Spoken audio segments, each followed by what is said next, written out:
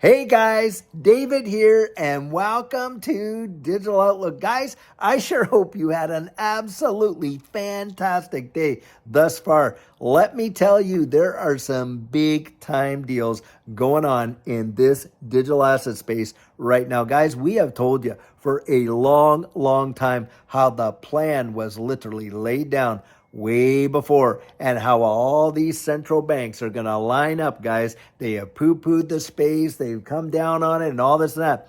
It was all talk because it was their plan all along to integrate it. Well, guys, you are not going to believe your ears. I want you to listen to this little clip that I've got here. And guys, this is Christopher Walker, the governor of the Federal Reserve Board. Just listen to what he says about this first ever conference that they're holding. Guys, check it out. Good morning. All right. Well, thank you, Susan, and good morning to everyone. It's my pleasure to welcome you to the Federal Reserve Board for our first Payments Innovation Conference. My objective in creating this conference is twofold. First, I wanted to have a conference that focused on the new technologies that had come from the DeFi and crypto worlds and how they are entering into the mainstream payments ecosystem. My goal is to have a vibrant discussion about payments between traditional payment incumbents and the new entrants from the DeFi world. Second, I wanted to send a message that this is a new era for the Federal Reserve in payments. The DeFi industry is not viewed with suspicion or scorn. Rather, today, you are welcome to the conversation on the future of payments in the United States and on our home field, something that would have been unimaginable a few years ago. My view for the Fed from now on is embrace the disruption, don't avoid it. FedWire began conducting interbank transfers through telegraph wires in the early 20th century. Fast forward today, where we have multiple infrastructures that settle interbank transfers in real time. Today's conference will focus on private sector-driven innovation. We have assembled 100 private sector innovators who are leveraging cutting-edge technology to create new possibilities in the payments landscape. Our panelists are engaging in integrating traditional financial payment rails with distributed ledgers, developing new products and services in the digital asset ecosystem, and leveraging AI in the payment system. It's worth noting that the firms engaged in these activities include banks, asset managers, retail payment firms, technology companies, as well as crypto-native fintechs. This is an acknowledgement that distributed ledgers and crypto assets are no longer on the fringes, but are increasingly woven into the fabric of the payment and financial system. Now, did you hear that? I mean, literally embrace the disruption is what the guy's saying. And that no longer do we in this digital asset space, it's an acknowledgement, he's saying, that we've now come of age and we're all part of the same team. Well, you have got to be kidding, because I'll tell you what, this is ever, in my mind, this was laid down long before. It's just, guys, now they're going to publicly acknowledge it. And we are getting, this is a tell of how close we are getting to literally seeing the switches flipped and us moving into this new digital economy. Because I'm going to tell you something, guys, when they're talking about all these payments and how we're going to bring in the public and the private and all work together in the sandbox, all nice and friendly, when for years they've made it look like they're all at odds and enemy with one another. Guys, this is a plan. It has been there from day one. This is exactly how they want it to go down. And how do you know that? Well, you just go take a look at the Bank of International Settlements, the central bank of all central banks, and they get all their marching orders, guys, from the BIS. You go and read the white papers on the Bank of International Settlements, and you will see right there that the plan has been to move us into a strategic new digital economy, and that all the member banks of the Bank of International Settlement, these 63 different banks that all have to party and all have to actually follow suit to the Bank of International Settlements, because of course, guys, they're the granddaddy of them all. That's what's going down. You're seeing it happen right before your very eyes. Now, for all the people that have come out and said, yeah, this is nonsense, never going to happen, we're not going to see any of these, new rails get in place and all this and that. They have been literally talking at the bottom of their shoe. They have not known what they're talking about. This has been going on for a while. And for you and I, that are the early adopters, and we've actually embraced this change and not feared it, and literally saw, hey, look, how could we see an opportunity from it? Guys, I think we are going to see the lion's share of everything that is going to come down. It is going to be so monumental. I have oftentimes said it is going to represent the greatest wealth transfer in the history of mankind.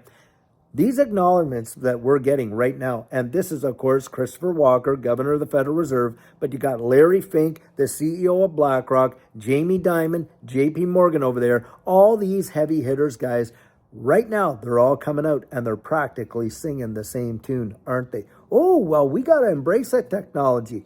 We need the tokenization of ETFs and all these securities. And they're all talking it. Why? Because they're getting people psychologically ready for a world that exists in. Yet they've been at work on this since probably before 2015. And you and I have been able to participate in this space early.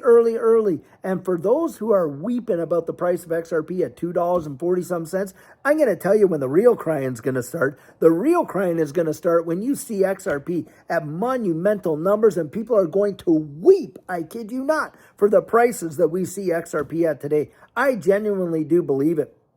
And you cannot make this stuff up. It is literally happening in real time. And I would give it less than 6 to 12, at the latest, 18 months before they literally have us all flipped in to this new digital asset space, this new digital economy, and everything that's going on. Because, guys, all the regulatory clarity, isn't it happening around the world right now? Yeah, it is. Of course, we're going to see the Clarity Act before the end of this year. The Genius Act before the end of the... Everything is going to be in place, guys. All the rails are set up in place. And that's why I've consistently and constantly said to you, get out and truly research it. Look, where do you think I get the information I get? I go digging. I look it up. I read article after article. I watch this. I watch that. I try my very best to find resources that are going to help you and I to truly understand the transition that's upon us. What blows my ever-loving mind is how many people are willfully ignorant of it and oblivious to it. And when I say willfully ignorant, a lot of people don't even want to hear about it.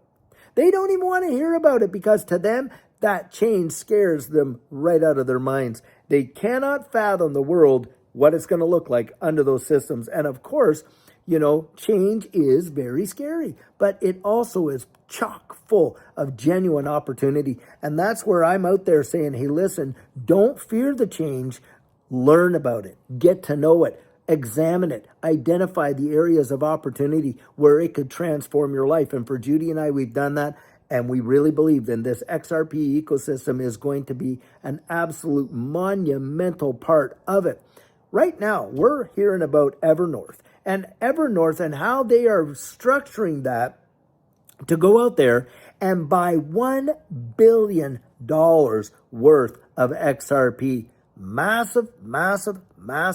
And how they're wanting to use that to literally start seeing how they can incorporate XRP in greater and broader ways in this new digital economy. You got David Schwartz on there as an advisory. You got Brad Garlinghouse on there as an advisory. Stuart Alderati over there. I mean, guys, we're literally seeing something big time happen. And Michael Arrington and crew, they have helped launch Evernorth to get this SPAC out there. That is another big deal. Of course, the big deal with Ripple buying G Treasury. I'm telling you, you cannot minimize what's going on and how they are setting themselves up for what's coming in the future. Do you think they are honestly out there putting in billions upon billions, guys, without not knowing what the future is or having any kind of a clue? No, guys, they're not even knowing what the future is. They're writing it down. They are the creators of it. It is coming, and we all know that it's coming. It's just that a lot of people want to drag their heels. Don't drag your heels. Dig in. Get out there. Take your bite of this apple before there's nothing left of it. Because what's going to result, in my mind, I genuinely believe there is going to be a big divide between the rich and those that don't have it. I think the rest of the world is going to be living off a UBI. Well, most of us, guys, we want to have an avenue out of that. Well, I'm going to tell you right now, I believe that this digital asset space is going to be providing the safe haven that we're looking for because, guys, it is the future. That's what's coming. Don't want you missing it. I don't want to miss it, and I don't want you to miss it. Guys, just get out there. It is really amazing. This is just an amazing, amazing little clip when we hear Christopher Walker, governor of the Federal Reserve Board, and all this stuff that we've heard about how the Federal Reserve isn't going to do it. Guys, they are going to do it, and they're doing it private, public sector. Do you think Ripple is not going to be on the stage there? They're not going to be a part of the party. They aren't going to be in the room. You got to be kidding when they're already connected with the IMF, the Federal Reserve, the Bank of International Settlements, practically every major financial organization in the wide world. And on BlackRock's side, Robbie Mitchnick, who used to work for Ripple, is the head of BlackRock's, distributed ledger space and all that kind of stuff. You can't make it up, like I said. And guys, I think a great day, a great, great day is coming. And boy, oh boy, we're not going to miss it. Judy and I have got that ticket. We are buckled in, ready to ride this thing all the way through the atmosphere, straight past the moon and right through Jupiter. And boy, do we ever want you on that ride with us, I'll tell you what. So guys, until tomorrow, we have another amazing coffee chat. Have a fabulous one and take care.